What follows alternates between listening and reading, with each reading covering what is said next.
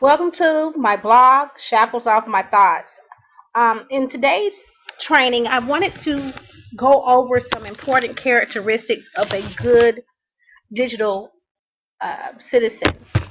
So, I've been doing a lot of research about exemplary digital citizenship, and I wanted to share with you some things that are important.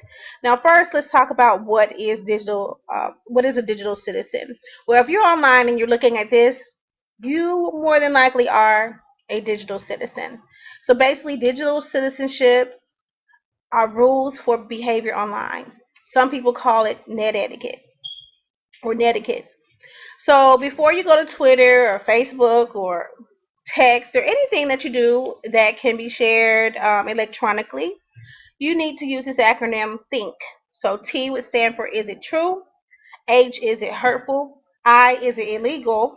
N meaning is it necessary? And K is it kind? Now, just for your information, there are 9 elements of digital citizenship that's widely recognized throughout the professional learning community. One is etiquette, the next literacy, then you have access, security, health and wellness, commerce, communication, rights and responsibilities, and law. Now, on my blog, I have links that discuss these things in totality. But for the sake of today's lesson, I just want to focus on the top 3 that I think all of us need to try to adhere to. First is the law. Now, if you look at these pictures here, you notice you have a cute little picture of this older man and it says, I might be your internet girlfriend. Now, this seems kind of unrealistic, but in reality, there are people posing to be women that are men and vice versa. If anybody ever watches the MTV show Catfish, you would see that there's things that actually do happen in the real world. So we just need to look out for that because there are a lot of people that are predators that are on the internet trying to take advantage of us, whether we're children or teenagers or adults. So we need to watch out for people that are pretending to be somebody that they're not. Next, you have cyberbullying. So this is a picture of a little girl, and you have it's just kind of like if you're walking down the hallway and you see somebody like your friend put something derogatory on someone's back and you don't say anything.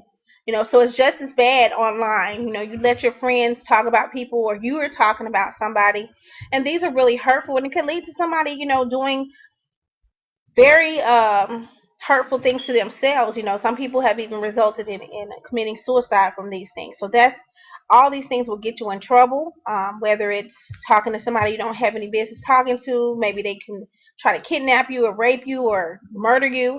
And also cyberbullying, they might try to kill themselves, or you may try to do something that affects them emotionally.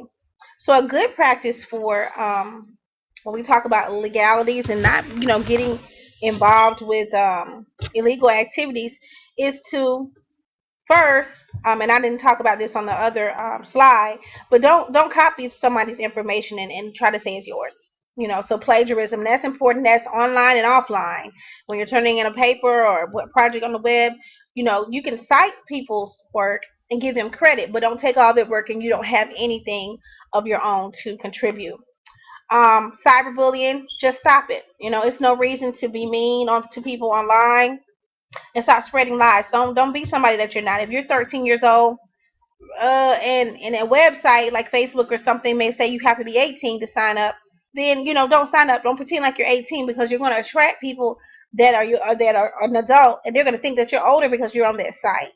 Don't sign up for dating sites when you're 12 and you're trying to date somebody in their 30s. That's just ridiculous.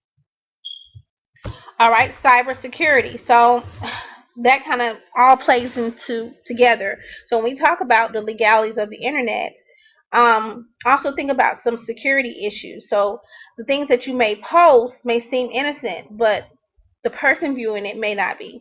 They can steal your information through malware and spyware and different things like that. So, and also people can't see your facial expressions if you're on Twitter or Facebook or anything like that. They can just see maybe pictures that you post, but every time you're typing and you're writing stuff, they don't really understand your body language, and that's 70% of communication. It's really hard to know, who's real and who's not, and that's very important because there are a lot of people who, spend their time doing wrong than spending their time doing right. Also, if you post too much information about yourself, people can figure out where you live. They can come and get you, know where you're going when you're going out of town.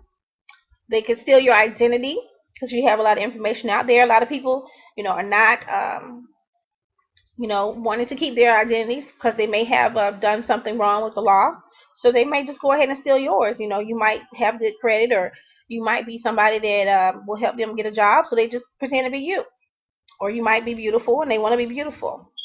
Um, Also, with security, it's hard to evaluate information that's out there because there's so much information out there. So you got to know what sources are credible, and also don't overshare people's stuff. So an exemplary practice for being online and making sure that what you post is secure is always check your software.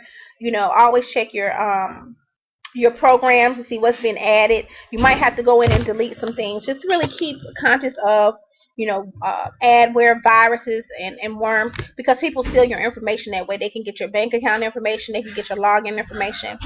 Also, be very careful about what you post on the internet and what type. Don't put in your real name, and your address and your phone number and things like that, especially if you're trying to sell things on eBay or things of that nature. All right, rights and responsibilities. Now, and this is a funny picture. Kids like to turn in papers and copy things and say, okay, I did my project, which they really didn't do much, but just sit there and copy. So if you're doing the right thing with your rights and responsibilities, know that there are unintended consequences that can result from not thinking carefully about what you post online. Always think of what you want people to do, and make sure you are not posting inappropriate things or taking pictures and text out of context. So, if you look at this little picture of this cute little girl here, it says protect private information for themselves and others. Respect yourselves and others, and stay safe online. Stand up to cyberbullying, and also balance the time that you spend on the internet. Don't just be on the internet all day. Try to read a real book. You know. So, and then think about just how you would want to be treated. That's the best way to practice exemplary activity. All right. So, if you want to know any more information or know where I got these graphics from, they're here. Of course, I don't really draw, so I had to get some off the internet. And also on my blog, there are links to other resources. Have a wonderful day. Thank you.